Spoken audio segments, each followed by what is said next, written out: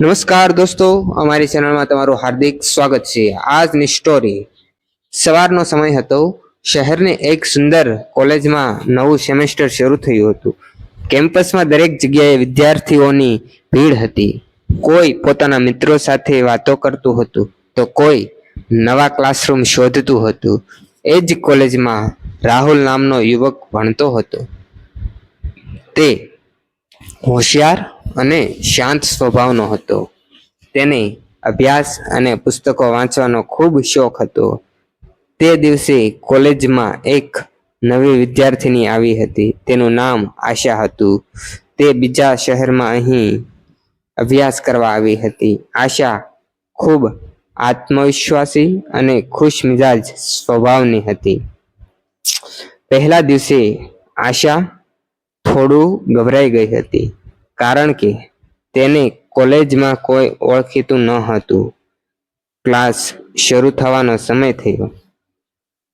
આશા classroom શોધતી અંદર આવી અને છેલ્લે ખાલી સીટ પર બેસી ગઈ।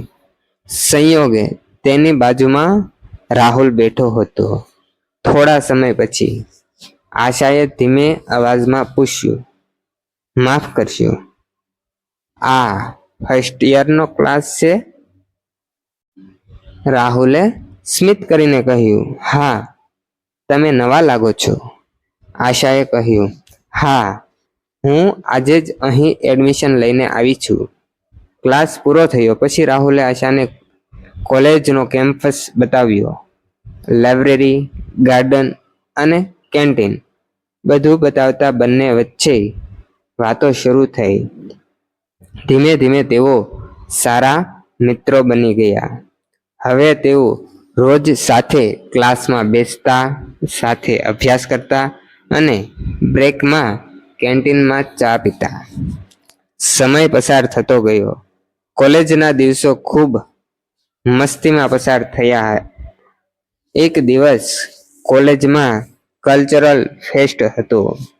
કેમ્પસ ખૂબ સુંદર રીતે સજાવવામાં આવ્યું હતું।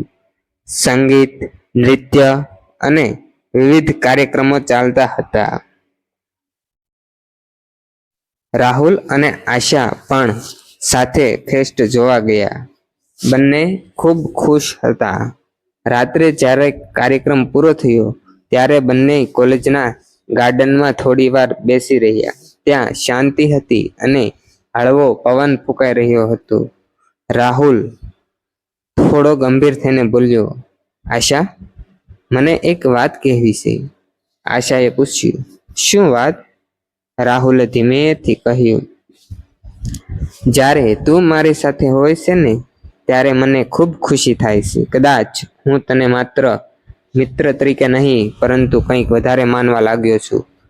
આશા થોડા સમય માટે ચૂપ રહી। પછી તે હસીને બોલી, મને લાગતું હતું કે તું આ વાત ક્યારે કહેશે। રાહુલ આશ્ચર્યમાં પડી ગયો। આશાએ કહ્યું, કારણ કે મને તારા માટે એવી જ લાગણીઓ છે। તે પળમાં બંને ખૂબ ખુશ થઈ ગયા।